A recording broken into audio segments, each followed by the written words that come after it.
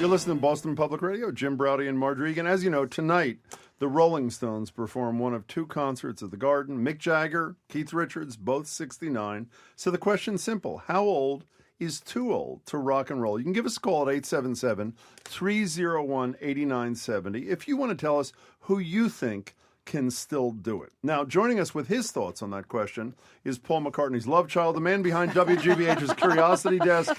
I wasn't supposed to say that. Edgar B. Herwick III. Hey, Edgar. How you guys doing? It's been 3 to 5 days since I've shaved. Actually, right. you do look pretty sexy with that thing. Thank you. Thank you, Jim. That's very nice. I got to say, one of the all-time legendary beards in the history of Frackville, Pennsylvania, which is the town where I grew up, is Edgar B. Herwick II. That would be my father. Really? It was absolutely legendary. Just a beautiful work of art. My dad had a beard, he owned a hardware store, and he drove a school bus. I mean, just things that you want someone to have a beard to do. You know what I mean? Majestic. I could never compare. How long? It was just like appropriate length, right? Like so long enough that you would definitely call it a beard. Okay, but not let's so go long. to Mick Jagger the first. Forget Edgar B. Herwick II for a second. What is this called? The 50th anniversary tour? Not 50 years old. 50 years they've been together. I know as a it's band. kind of unbelievable, and they were sort of they've been trendsetters for a long time in music, but they've also been the trendsetters in we're never going to retire from doing the music. So ever since that, it's gone.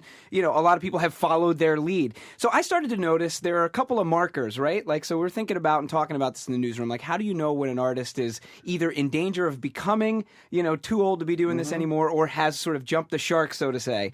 And we noticed there are a few things to watch out for if you're a rock and roll band, right? So one would be, you are an aging rock star when you go classical. Okay, so this has happened. Paul McCartney has done this. David Byrne has done this. Billy Joel has done this, right? Yes. They've gone classical.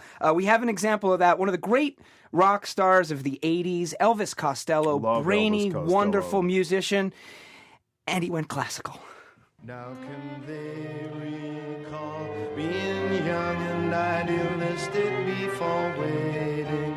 Me deep in hogwash and arithmetic. That's enough of that. That is one of the worst things. What is that? What is he doing there exactly? There's a string quartet. It's horrible. it's horrible. It's awful. So going that's one. Going classical. You got to be careful. Do not go classical. All right, another one. Another marker. You know that you are in danger of becoming, or you already are, an aging rock star if you make a duets album, right? So this is something that we see a lot of. Recently, we've just seen it. We were here talking about new music, John Fogerty, right? Yeah. He does a duet album. So he takes, and this is often paired with, oftentimes the duet album. So people who have done this, Carlos Santana did one that was really successful, actually, in the late 90s.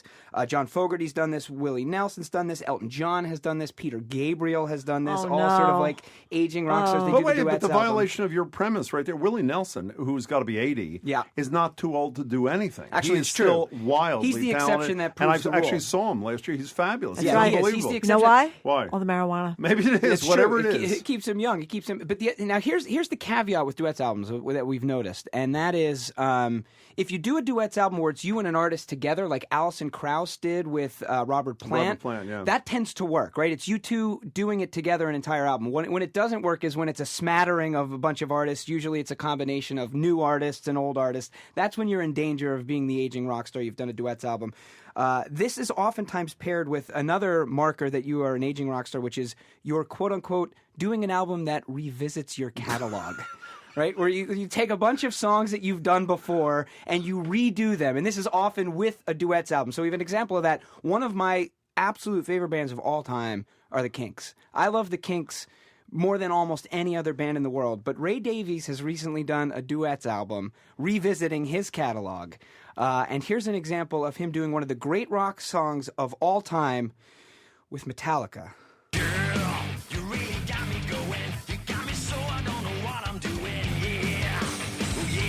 This is brutal. Yeah. This is offensive. This is offensive. And this is the man who wrote the song participating in this. By the way, what's the name of the Globe reporter who's on our show all the time?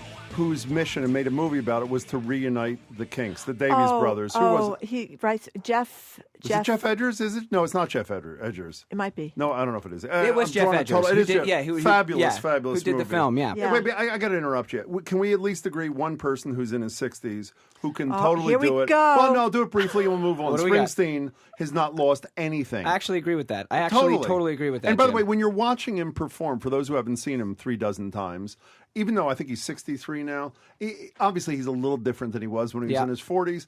Totally, you don't get the sense that it's an old guy doing this. No, I mean, you he's marvel in at great the fact shape. He still does these 3-hour shows. Yeah. And, he's also been able to do a couple things which are usually dangerous territory, like when you do a tribute album to somebody else's work, that can be dangerous territory when he did the Pete Seeger thing. But that totally worked when he did it. So Springsteen's kind of an outlier. He can get away with some stuff that other people There's can't. a woman on the phone Yeah. who is actually going to raise an issue that I think is on your list, which you consider to be time to move on. Let's take this call, and it can ease into your point. Carrie, you're in Gardner. You're on with Edgar B. Herrick III, Jim, and Marjorie. Hi, Carrie. Oh, hi. Yes, thank you for taking my call. I'm a huge fan. I listen all the time to your show. Thanks. Thank you. Who can still do it? Oh, my God, Sting. He turned Okay. 60 last year, and I saw him on tour back in high school. I have to say I became a fan when I was like 6, so I'm not really from the 80s, but he was so hot, and he wore like this knitted shirt, and it was awesome. He's one of the Okay. sexiest men on the Carrie. planet. Now, I have a theory about why he looks so well. know why, Marjorie. What's yours? Tantric sex. Exactly. Exactly. I'm not sure what it is, but whatever it is, we should I don't know all if I can start say this doing on the it radio. Me and immediately. friends always have a joke where if you have nothing to say to somebody, sometimes you look at a friend and say, Sting's having an orgasm right now.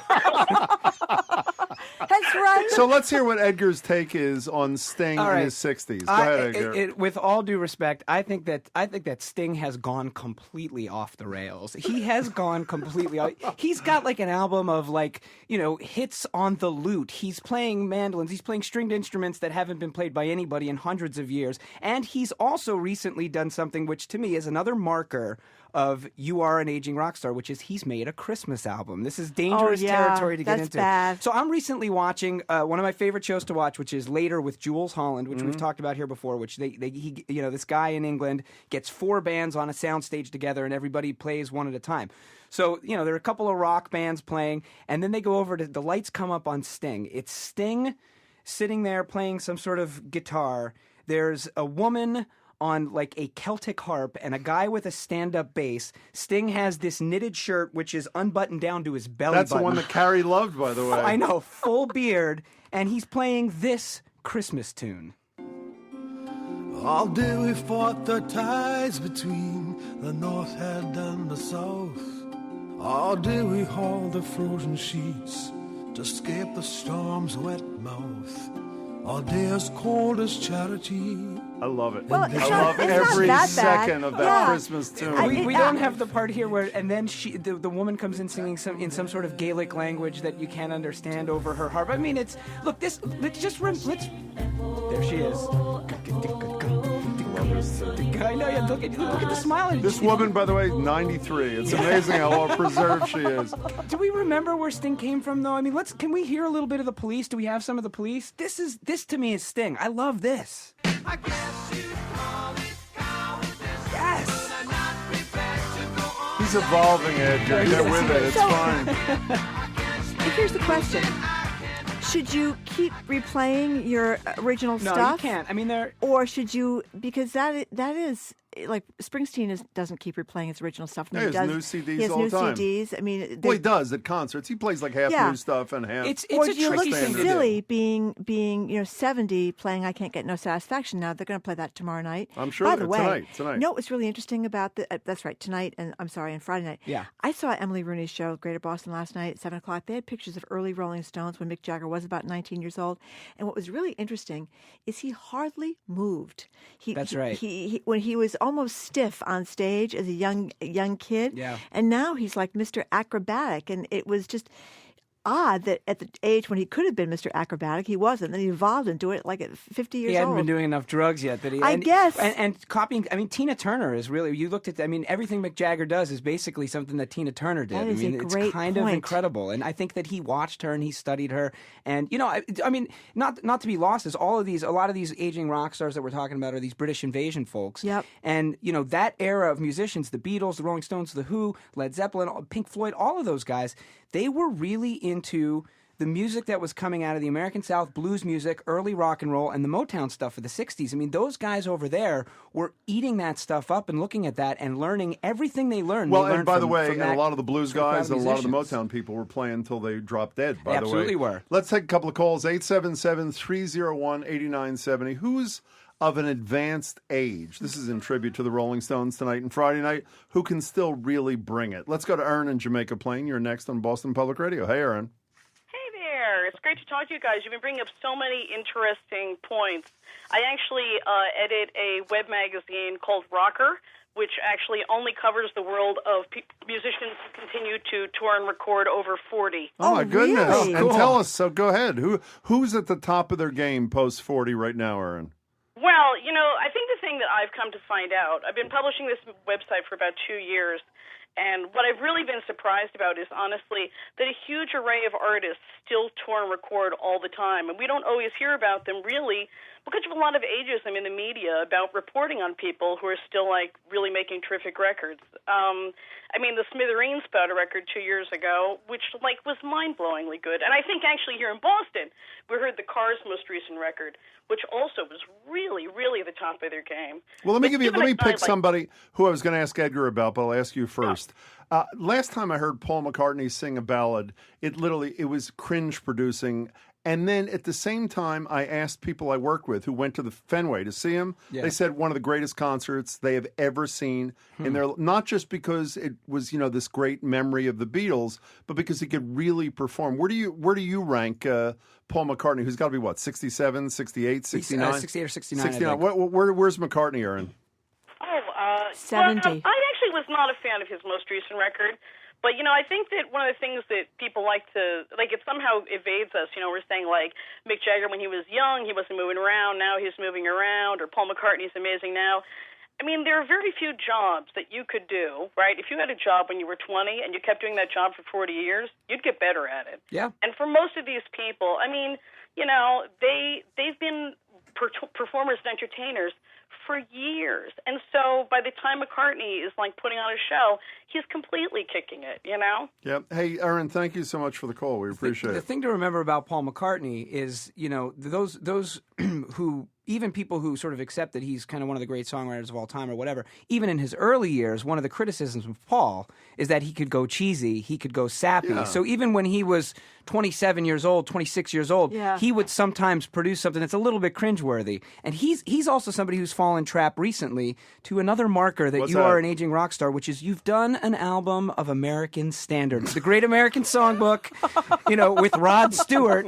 If you think I'm sexy and you like the Great American Songbook, you'll like me. And then he goes on The View, and the women are falling. All that. Barbara Walters is basically in tears, crying. I mean, here's the thing about Rod Stewart. You can say what you will about the cheese factor of him, and sometimes it can be very, very high. I mean, he's wearing a jumpsuit, he's got a ridiculous haircut, but his voice is a great voice. You listen to those Small Faces things, the early stuff that he did, and even just his solo stuff. His voice is undeniably a great rock and roll voice. But let's hear a little bit of a standards album with Paul McCartney, who, again, I admit is one of my favorite. I give him a wider berth than a lot of people. I have more tolerance for some of his cheesiness than most, but I do not like this. You got to accentuate the positive, eliminate the negative. Why is this happening? This is the man who wrote Helter Skelter. That's bad. That's bad. By the way, I've recorded the same song, and it's a better version than Paul McCartney's. I mean, that's Paul McCartney. What's happening here? Well, he can do whatever he wants. Yeah, He's Paul McCartney. This guy's not a rocker, but Dee sends a great email about Tony Bennett, who's going to be in his mid-80s by now. Tony Bennett is phenomenal. He's one of those guys that's in another category. And I think it's helpful, like if you're in the category of a Tony Bennett or like you're kind of a song and dance man or an Right. all-around entertainer, you can get away with a lot of this stuff that rockers can't, right? You can do a Christmas album. Dean Martin has a great Christmas Yep. album. I mean, who's going to deny? It's Dean Martin. I He saw can do Frank whatever he Sinatra wants. when he was in his mid-70s. Yeah, He was so- Well, fantastic. that's a different It's genre. different. It's different. I'm just pointing it out. There are other people, Jim, that go on indefinitely. I'm sorry, go ahead. Oh no! I just want to say here's another marker that you are an aging rock star. You Yeah. have been knighted by the Queen of England. That one comes to us Wait, from who our besides the producer, Stones and McCartney? Well, and- there is Sir Paul McCartney. There is Sir Elton John. Oh, Elton John, that's There right. is Sir Bob Geldof the from the producer, Blue Rats yeah, who yeah. did the Oh. live thing. And here's an interesting story. And this is an example of somebody who sort of sees this as a marker and doesn't want to become quote unquote an aging rock star. In 2003, David Bowie was offered to Turned it become down? knighted. He could have become Sir David Bowie, and he said no thanks. Wow. He said, Really? no, thank you. I do not want to be an aging rock star and have Edgar B. Herwick III and Jim and Marjorie talking about me on Boston Public Instead, Radio. he recorded his version of Accentuate the Positive. Let's go to Mark in Sudbury. You are next on Boston Public Radio. We're talking about aging rock stars in tribute to the Rolling Stones. Hey, Mark. Hello, how are you? Great. Great. I saw the Rolling Stones a long time ago, and I think they should give it up. My vote would be for Steve Tyler, who is the American Mick Jagger. I think he's aged better, still moves better, and sounds better. Can I tell you something? My two experiences with Steven Tyler, Marjorie knows this, Edgar doesn't. I stood next to him at a line at a wake. And I thought, literally, I didn't know who he was. I thought it was a homeless person who I felt like I should give $5 to. But then I saw him as a surprise performer at Farm Aid in Milwaukee 2 years ago because he's a buddy of Willie Nelson's. He was brilliant. I mean, as good a 15-minute performance as I've ever seen in my life. How old is Steven Tyler, Mark? Do you know?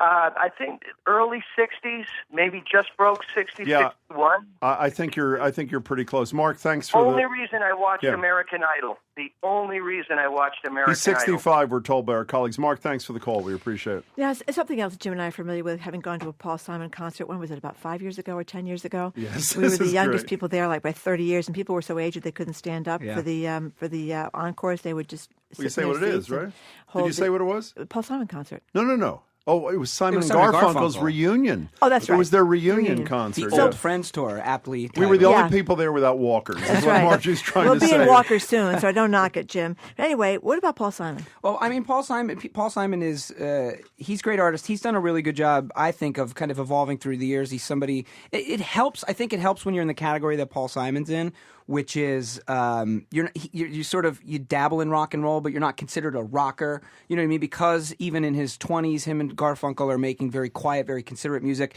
He can kind of age through time, but he also fell trapped to something which is another marker of the aging rock star, which is either your catalog is been turned into a Broadway show or you are writing music for a Broadway show. This is another aging rocker thing. And Paul Simon wrote a Broadway show. He wrote the music for something called Cape Man. Which was a huge flop, right? Which it ran for, I think, 4 or 5 weeks. But wait and a then second, was what's shut. her Oh, face? Just no. girls who just want to have fun. Just won a There's different- Tony Cyndi last Lauper. week. Well, Cyndi it's Lauper. different if Lauper. you're in a Broadway show. I think that's it's your fair game if you're in a Broadway show. It's if like Billy Joel's catalog has been turned into a musical. Okay, moving so out. very quickly before we go, who's number one amongst aging rock stars in the Edgar B. Herwick III catalog, and who's the most cringe producing? Wow, that's tough. So I would say probably among number one for me is Neil Young.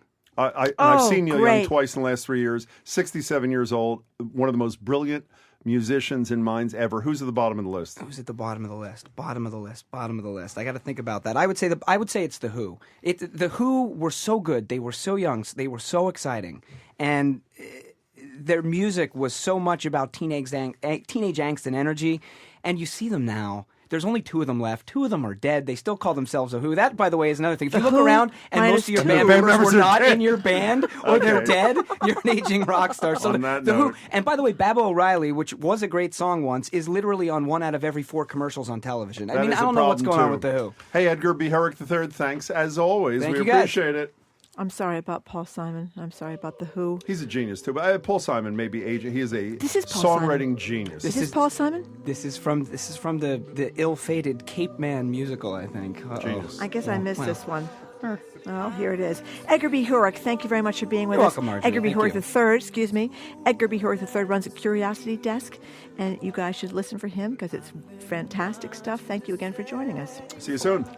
Okay, when we finish listening to Paul Simon, it's going to be back with Brian McGroy from the Boston Globe. He's our open mic guy every Wednesday. He's going to talk about the latest on the Whitey Bulger trial. Opening arguments began and end this morning, and then we're going to ask him about the $80 million man. Keep your dial on 89.7 WGBH.